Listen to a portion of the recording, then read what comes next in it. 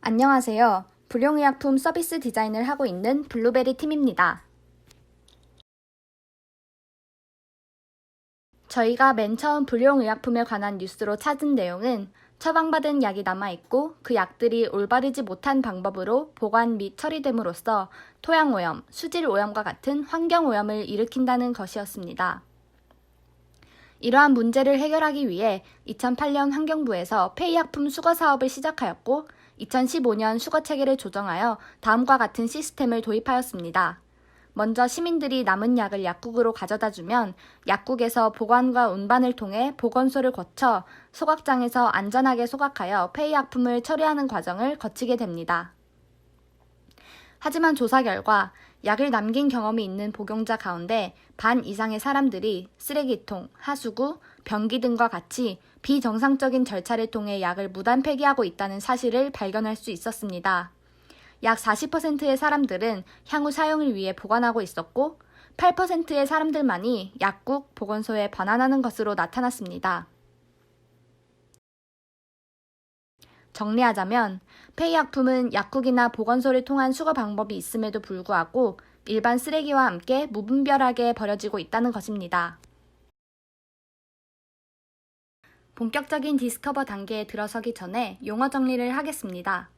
불용의약품은 사용 목적이 끝나거나 사용 기한이 만료되어 사용될 수 없는 의약품을 뜻합니다. 반면 폐의약품은 불용의약품과 동일한 이유로 사용될 수 없게 되었지만 이미 폐기된 의약품을 말하는 것입니다. 다음으로 현재 어떤 제도가 실행되고 있는지 알아보겠습니다. 2017년 환경부가 폐의약품을 단순 생활계 폐기물에서 생활계 유해 폐기물로 지정하였지만 별도의 사항이 규정되지 않아 체계적인 관리가 어려운 실정입니다. 또한 수거가 의무가 아니기 때문에 지자체별로 조례가 없는 곳도 있어 회수 시간과 방식은 여전히 제각각입니다. 조사 결과 불용의약품에 관한 문제가 굉장히 심각하다는 것을 알 수 있었는데요. 이 문제를 두 가지 관점으로 바라볼 수 있습니다. 첫 번째는 약을 처음부터 남기지 않게 하는 것, 그리고 두 번째는 남은 약을 올바른 방법으로 버리게 하는 것입니다. 그렇다면 약은 왜 남게 되는 것일까요? 현재 우리나라의 외래 처방전의 대부분은 소액이며 이는 무책임한 의료 이용을 조장한다는 연구 결과가 있습니다. 약이 지나치게 싼 나머지 책임감 있는 의약품 구입이 어렵다는 것입니다. 이렇게 약을 싼 값에 자주 그리고 많이 구입할 수 있다는 점은 그만큼 낭비가 많이 생긴다는 것입니다. 약을 남기지 않게 하기 위해 약 복용을 돕는 어플은 이미 많이 출시되어 있습니다. 복용하는 약을 구체적으로 기입할 수 있고 약 복용 스케줄을 지인과 공유하고 복용 시간에 알림이 울리는 등 다양한 방법으로 실현되고 있습니다. 이처럼 약 처방은 개인차가 클 뿐만 아니라 의료보험과 같은 제도와 관련이 있고 약을 남기지 않고 복용하게 하는 어플은 많이 출시된 상태이기 때문에 저희는 이미 남겨진 약들을 올바르게 처리하는 후자에 집중하여 서비스를 제공하려 합니다. 약은 종류별로 사용기간이 정해져 있습니다. 사용기간이 지난 약들은 약효가 변할 수도 있고 오염되거나 변질된 가능성도 있기 때문에 지인에게 나눠주거나 복용하면 안 됩니다. 따라서 반드시 올바른 방법으로 폐기 처리를 해야 합니다. 저희의 타겟은 불용의약품을 발생시키는 사람입니다. 불용의약품을 발생시키는 데에는 두 종류의 사람이 있습니다. 불용의약품 폐기 절차를 아는 사람과 모르는 사람, 그리고 절차를 아는 사람 중에서도 절차대로 폐기하는 사람과 절차를 알지만 무단 폐기하는 사람으로 나눌 수 있습니다. 이렇게 유형별로 나눈 타겟을 대상으로 심층 인터뷰를 진행하였습니다.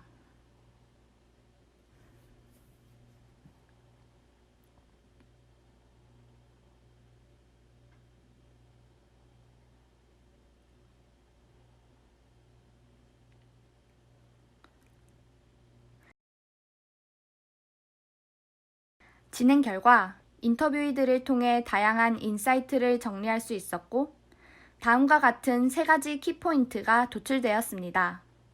첫 번째는 의약품 처리에 대한 인지 및 인식 부족, 그 사실에 대해서 전혀 알지 못하는 점입니다.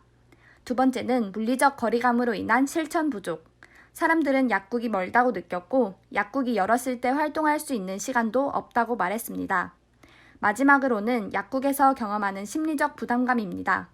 약국은 약을 사러 가는 곳인데 버리면 안 될 것 같아서 부담감을 느낀다고 했습니다.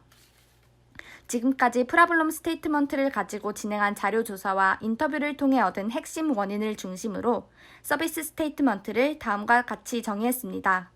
폐의약품에 대한 인지 및 인식을 제고하면서 처리하는 과정의 심리적 부담감과 물리적 거리감을 해소시켜주는 폐의약품 수거 시스템을 만들어보자. 먼저 인지 및 인식 제고를 위해 저희가 적용한 솔루션은 약국에서 유통되는 봉투를 리디자인하는 것입니다. 기존의 약국 봉투에는 약국에 대한 정보만 주어졌습니다. 하지만 이를 활용하여 폐의약품에 관한 정보들을 제공한다면 효과적으로 인지 및 인식을 제고시킬 수 있을 것입니다. 또한 한 스위스 브랜드에서 재활용 활성화를 위해 만든 쇼핑백을 착안하였습니다. 쇼핑백을 뒤집으면 헌옷을 담아 택배로 보낼 수 있는 우편 봉투로 전환이 되는데 이와 같이 약봉투를 뒤집으면 폐의약품을 보관하거나 택배를 통해 폐기할 수 있는 봉투가 됩니다. 앞면은 폐의약품에 대한 처리 방법 및 설명이 쓰여 있고 뒷면은 택배 시스템으로 이용할 수 있도록 송장 형태로 디자인할 계획입니다. 두 번째 키포인트였던 낮은 물리적 접근성을 해결하기 위해서 편의점을 새로운 거점으로 추가하였습니다. 약국과 보건소는 물리적으로 거리감이 꽤 있으며 운영 시간에만 이용할 수 있다는 점에서 시민들의 접근성이 떨어졌습니다. 하지만 편의점을 거점으로 한다면 언제 어디서나 폐의약품을 손쉽게 처리할 수 있을 것으로 예상됩니다. 세 번째 키포인트였던 심리적 부담감을 해소하기 위해 편의점의 택배 시스템을 이용할 것입니다. 기존의 편의점 택배를 이용해 각 지역별 가까운 보건소로 폐의약품을 배송한다면 약국에서 느끼는 부담감이 해소될 것입니다. 또한 폐의약품 봉투에 송장이 미리 기재되어 있어 따로 내용을 적지 않아도 바로 보건소로 배송됩니다. 저희는 서비스 클라이언트로 CJ 대한통운을 선정하였습니다. 그 이유는 우선 CJ는 현재 CU와 GS25의 제휴 택배사로서 편의점 택배 분야에서 가장 큰 규모를 보유하고 있습니다. 또한 CJ는 환경과 사회적 성과를 동시에 추구하는 지속 가능한 경영을 위해 적극적으로 노력하고 있습니다. 이러한 솔루션들을 서비스 플로우로 나타냈습니다. 간략하게 설명해 드리자면 약국에서 봉투를 받아서 폐의약품을 보관하고 폐의약품이 모아졌을 때 편의점에 방문하여 택배를 보내 폐의약품을 처리하는 것입니다. 서비스 플로우를 기반으로 시나리오를 작성하기 위해 폐의약품 처리 방법을 모르는 사람 4명, 알지만 행동하지 않는 사람 2명, 그리고 처리 방법을 지키는 사람 2명으로 페르소나를 총 8명 만들었습니다. 이렇게 8가지 시나리오를 작성하고 인사이트를 도출하여 그것을 정리해 보았습니다. 인사이트를 요약하자면 폐의약품에 관한 정보 제공의 필요성과 약 봉투를 사용하는 방법에 대한 구체적인 설명, 그리고 직관적인 디자인과 쉬운 네이밍 등 다양한 인사이트가 있었습니다. 저희가 정한 서비스의 네임은 택배는 약을 싣고입니다. 서비스 클라이언트는 CJ 대한통운이고 서비스 후원 및 협력기관은 각 지자체, 보건소, 환경부, 약사회입니다.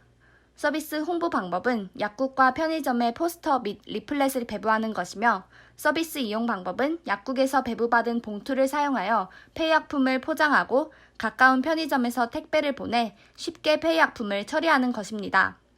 추후 진행할 사항은 서비스를 실행할 수 있는 지역을 선정하고 폐의약품 처리 봉투 디자인과 서비스 관련 브랜딩 및 홍보 굿즈를 제작할 예정입니다. 감사합니다.